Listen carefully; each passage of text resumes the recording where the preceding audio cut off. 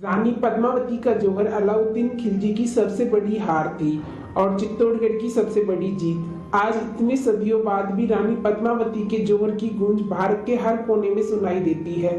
दोस्तों, आज हम भारत की एक ऐसी वीरांगना महिला की बात करने जा रहे हैं जिन्होंने ऐतिहासिक पन्नों में बहुत महत्वपूर्ण भूमिका निभाई है, जिन्होंने चित्तौड़गढ़ की शान और अपना आत्मसम्मान बचाने के लिए 16,000 रानियों के साथ आग के लपेटों में आकर जौहर यानी आत्महत्या कर ली थी। जी हाँ दोस्तों, उनका नाम है पद्मिनी रानी पद्मावती। तो आइए दोस्तों जानते हैं चित्तौड़गढ़ की महारानी पद्मावती की कहानी। रानी पद्मावती राजपूतों की प्रसिद्ध रानी है। उन्हें आज भी शौर्य और पवित्रता के लिए याद किया जाता है।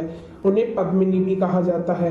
राजपूतों की रानी बनने से पहले पद्मावती सिंघल की राजकुमारी थी। वह एक अपूर्व सुंदरी थी। उनकी सुंदरता के बारे में चारों दिशाओं में विभिन्न प्रकार के वर्णन चल रहे थे। युवरानी पद्मिनी के पास हीरामणि नाम का एक बोलने वाला तोता था। जब समय आया तो सिंहल के राजा ने पद्मिनी की शादी करने का फैसला किया और उसके लिए एक योग्य वर चुनने के लिए स्वयंवर की व्यवस्था की। पद्मावती के लिए उनके पिता ने एक स्वयंवर आयोजित करवाया जिसमें देश के सभी हिंदू राजा राजपूतों को आमंत्रण भेजा गया। मलकान सिंह जो एक छोटे से राज्य के राजा थे, उन्होंने सबसे पहले राजकुमारी पद्मावती का हाथ मांगा।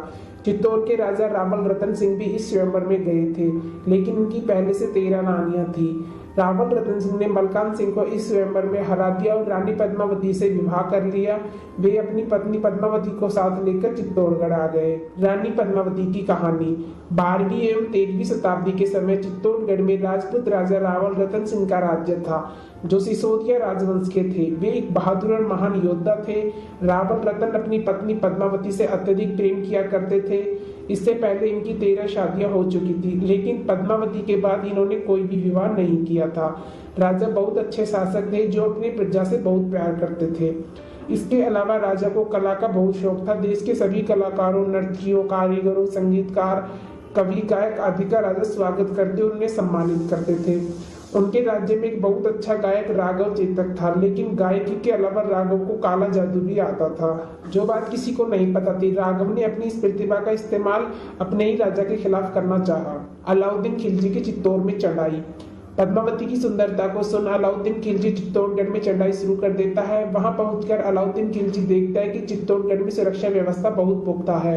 वो निराश हो जाता है, लेकिन पद्मावती के देखने की उसकी चाह बढ़ती जा रही थी, जिस वजह से वो रावल रतन सिंह को एक संदेश भेजता है और बोलता है कि वो रानी पद्मावती को एक बहन की हैसियत से मिलना चाहता है। किसी औरत से मिलना चाहना, ये बात किसी राजपूत को बोलना शर्म की बात मानी जाती थी। उनकी रानी को बिना पर्दे के देखने की इजाजत किसी को नहीं होती थी। अलाउद्दीन खिलजी एक बहुत ताकतवर शासक था, जिसके सामने किसी को ना कहने की हिम्मत नहीं थी। हताश रतन सिंह सुल्तान के रोष से बचने और अपने राज्य को बनाए रखने के लिए उनकी ये बात मान लेते हैं। रानी पद्मावती अपने राजा की बात मान लेती है, लेकिन उनकी एक शर्त होती है कि सुल्तान उन्हें सीधे नहीं देख सकते, बल्कि वे उनका आईने में प्रतिबिंब देख सकते हैं। अलाउद्दीन खिलजी उनकी इस बात को मान जाते हैं। उन दोनों का एक निश्चय किया जाता है, जिसके लिए विशेष तैयारी की जाती है। खिलजी अपने सबसे ताकतवर सैनिकों के साथ किले में जाता है, जो किले में गुप्त रूप से देख रेख भी करते हैं। अलाउद्दीन खिलजी पद्मावती को आईने में देख मदहोश ही हो जाता है और निश्चय कर लेता है कि वो उनको पाकर ही रहेगा। अपने शिविर में लौटते समय रतन सिंह उसके साथ आते हैं। खिलजी इस मौके का फायदा उठा लेता है और रतन सिंह को अगवा कर लेता है। वो पद्मावती एवं उनके राज्य से राजा के बदले रानी पद्मावती को मांग लेते हैं। संगारा चौहान, राजपूत जनरल गोरा और बादल ने अपने राजा को बचाने के लिए सुल्तान से युद्ध करने का फैसला किया। पद्मावती के साथ मिलकर दोनों सेनापति एक योजना बनाते हैं। इस योजना के तहत वे खिलजी को संदेश भेजते हैं कि रानी पद्मावती उनके पास आने को तैयार है। अगले दिन सुबह 150 पालकी खिलजी के शिविर की ओर पलायन करती है, जहां राजा रतन सिंह को रखा गया था।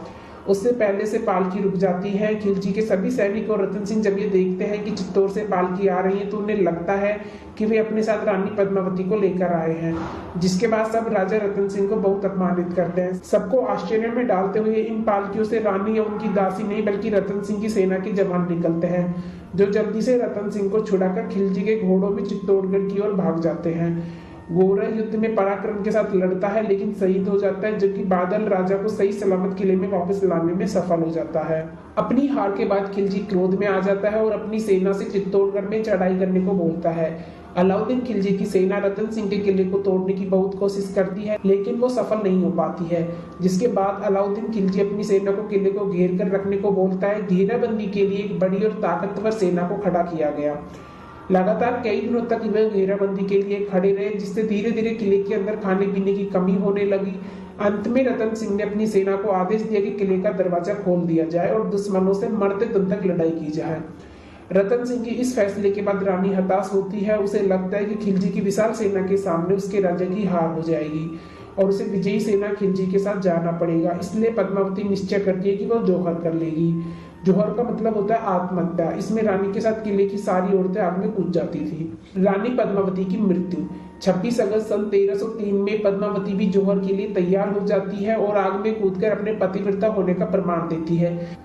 रानी पद्मावती की मृत्यु के बाद अंदर आने से अलाउद्दीन खिलजी को बहुत निराशा हुई। अलाउद्दीन खिलजी युद्ध में जीतने के बावजूद भी रानी पद्मावती को पाने में पूरी तरह से हार चुका था। चाहे जान क्यों न चली जाए, लेकिन इज्जत सुरक्षित रहना चाहिए। हमें यह सीख रानी पद्मावती से मिलती है। तो दोस्तों, यह थी रानी पद्मावती की कहानी। आपको वीडियो अच्छी लगी हो तो हमें लाइक, शेयर एंड कमेंट करें। Thanks for watching.